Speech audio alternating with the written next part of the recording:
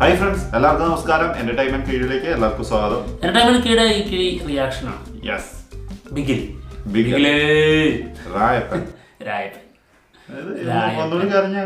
ബിഗ്ലേ എന്താടാ ഒന്നുമില്ല. അപ്പൊ ഞാൻ അങ്ങനെ ഡിഫറൻസ് ഒന്ന് മനസ്സിലാക്കായിരുന്നു, ഏതാ ലെവലെന്ന്. ആ ഒരു ഞാൻ ശരിക്കും ചെയ്യാൻ അതാണ് മനസ്സിലായി, അത് മനസ്സിലായി. ഇനി ചെയ്യണ്ടോ? ശരിക്കും ചെയ്യല്ലേ, മതി. ഇല്ലല്ല, നിർത്തി. ഓക്കെ, അപ്പൊ രായപ്പന്റെ ഇൻട്രോ സീൻ ഒരുപാട് റിക്വസ്റ്റ് ഉണ്ട്, ഇതുവരെ ചെയ്യാൻ പറ്റിയിട്ടില്ല. ഒരുപാട് പേര് പറയുന്നുണ്ടായിരുന്നു. അപ്പൊ എന്തായാലും എന്നാ പിന്നെ ഇന്ന് അതങ്ങ് ആക്കാന്ന് കരുതി. എന്നാ റെഡി പോവല്ലോ. കാരണം എന്താ, ഇന്നലെ വാരിസിന്റെ ഒരു പോസ്റ്റർ വന്നിട്ടുണ്ടായിരുന്നു. അതിന്റെ ആ ഒരു ഫീലിൽ ഇതാണ് കൊടുത്താൽ നന്നായിരിക്കും തോന്നി. തീർച്ചയായിട്ടും ആ ഒരു ബോസ് തീർച്ചയായിട്ടും ആ ഒരു ദമ്മിൽ അങ്ങനെ നിക്കട്ടെ. അപ്പം കാണാം ബിഗിലിന്റെ രായപ്പന്റെ ഇൻട്രോ വീഡിയോ. യെസ്,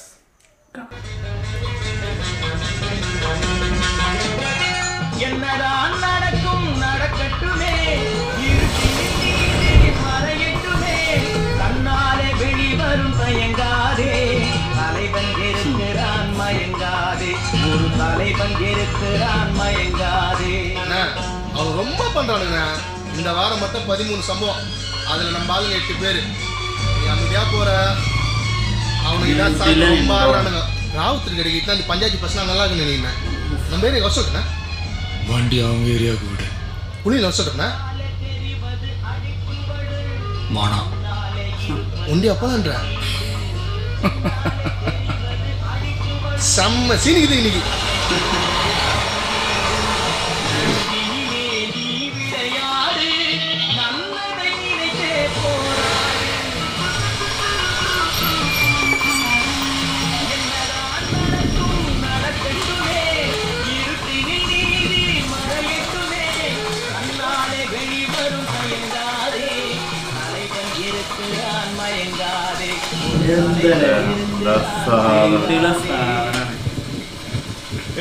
பெருசு ஒத்தையா சிக்கின்னு இருக்கு. கொத்த மாட்டானுங்க. சவுண்ட் மாடலேஷன் அலெக்ஸ் வந்துட்டோம், அதானே மறுவாதி.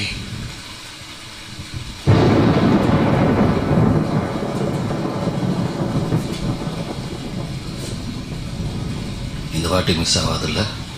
மிஸ்ஸே ஆகாது. செஞ்சிடலாம். செஞ்சுட்டா போச்சு.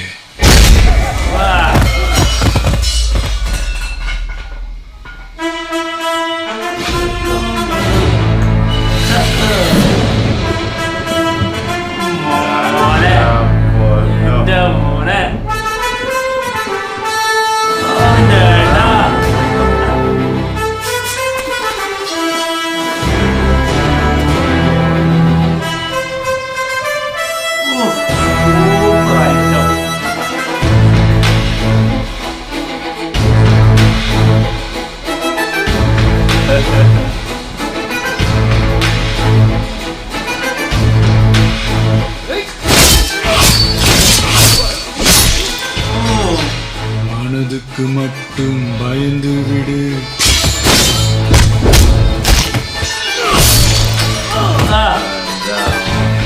மானத்தை உடலில் கலந்து விடு.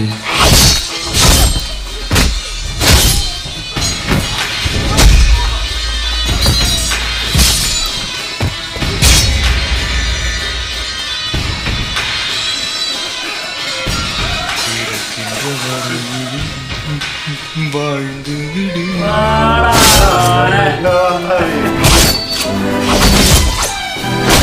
இரண்டினில் ஒன்று பார்த்து விடு.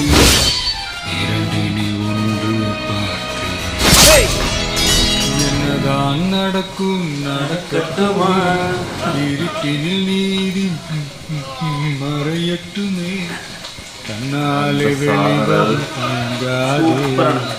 தலைவன் இருக்கிறான் மயங்காதே.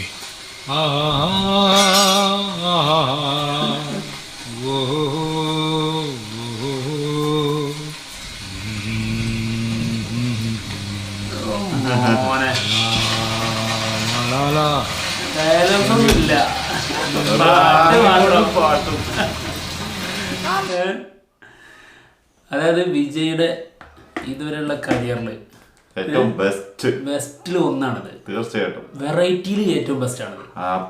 പിന്നെന്താ ഈ ഒരു സ്റ്റൈലിൽ ഏതെങ്കിലും സാധനം കണ്ടിട്ടുണ്ടോ? ഒരു സാധനം കണ്ടിട്ടുണ്ടാവില്ല. പക്ഷെ ഈ ഒരു സ്റ്റൈലിലേക്ക് ഇനി വരണം എന്നാണ് നമ്മളൊക്കെ ഇങ്ങനെ ആഗ്രഹിക്കുന്നത്. ഇതുപോലെയുള്ളൊരു ക്യാരക്ടർ ഫുള്ളായിട്ട് ഒരു സിനിമ മുഴുവൻ ആ ഒരു ക്യാരക്ടർ തന്നെ പോവാന്ന് പറഞ്ഞിട്ടുണ്ടെങ്കിൽ ഒരു ഗംഭീര സാധനം തന്നെയായിരിക്കും.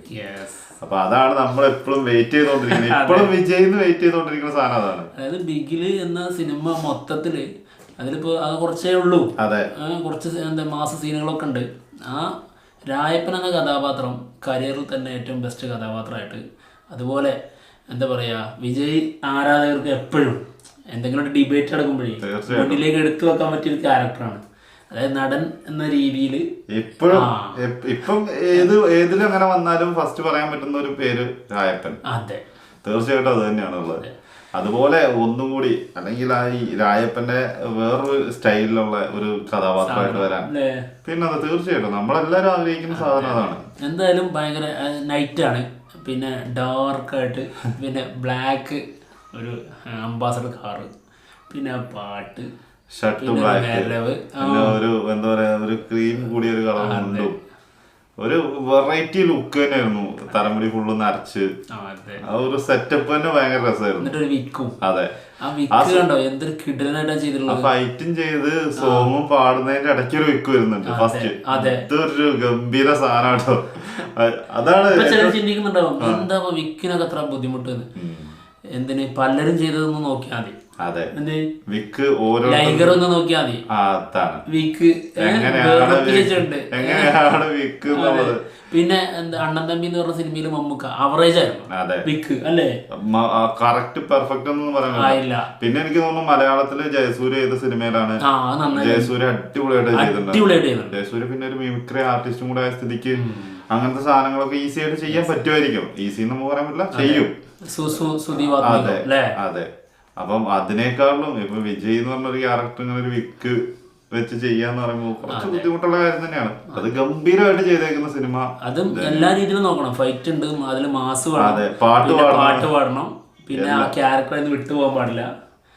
അതെല്ലാം ഉൾക്കൊണ്ട് ചെയ്തൊരു സാധനമാണ് ഈ ഒരു രായപ്പൻ എന്ന് പറഞ്ഞൊരു ക്യാരക്ടർ. അപ്പൊ അതുപോലെ തന്നെ ഇനി വരട്ടെ. ഇനി ആ ഒരു വരവിൽ നമ്മൾ പ്രതീക്ഷിച്ചുകൊണ്ടിരിക്കുന്നത് ദളപതി 67 ആണ്. ഇങ്ങനെ ഒരു കൊടൂര മാസമായിട്ട്. പിന്നെ തീർച്ചയായിട്ടും അതായത് വിജയുടെ ഒരു സംഭവങ്ങളും ഇല്ലാതെ ഇതിലുണ്ട് ചെറുതായിട്ട്. അതായത് ആ ചാടി ആ മടക്കുത്തുന്ന സാധനം വിജയുടെ സാധനമാണ്. അതല്ലാതെ ടോട്ടലി വേറൊരാള് എന്ന രീതിയിൽ നമുക്ക് എടുത്തു വെക്കാൻ പറ്റുന്ന ഒരു ക്യാരക്ടറാണ്. ആദ്യം പറഞ്ഞ ഈ സൗണ്ട് മോഡുലേഷൻ ഒക്കെ ഒരു രക്ഷയില്ല അതിനകത്ത്. സൗണ്ട് മോഡുലേഷൻ ആണ് ഭയങ്കരമായിട്ട് ചെയ്തിട്ടുണ്ട്. അപ്പൊ എന്തായാലും അങ്ങനത്തെ ഒരു സാധനം തന്നെ ഇനി ദളപതി ലോകേഷിന്റെ സിനിമ വരട്ടെ, വെയിറ്റ് ചെയ്യാം. ധൈര്യപൂർവ്വം എടുക്കൂ. ഇപ്പൊ ഇത് ആഘോഷിക്കപ്പെടുന്നത് എന്തുകൊണ്ടാണ്? കഥാപാത്രത്തിന്റെ വ്യത്യാസം കൊണ്ടാണ്. തീർച്ചയായിട്ടും. അതുകൊണ്ട് ഒരു എന്താ പറയുക, ഒരു തടസ്സം ഇല്ലാണ്ട് ഇങ്ങനത്തെ സാധനങ്ങൾ വന്നോട്ടെ. പ്രേക്ഷകർ കാത്തിരിക്കുകയാണ് ഇങ്ങനത്തെ സംഭവങ്ങൾക്ക് വേണ്ടി. വിജയ് എന്തായാലും കാണാൻ പോകുന്നില്ല, പക്ഷെ എങ്കിലും പറയാം കാത്തിരിക്കുന്നു അങ്ങനെയുള്ള കഥാപാത്രങ്ങൾ. തീർച്ചയായിട്ടും. അപ്പോ ഞങ്ങൾ എന്തായാലും പോവാണ്. മറ്റുള്ള വിശേഷങ്ങളുമായിട്ട് ഉടനെ തന്നെ വരുന്നതായിരിക്കും. ബൈ.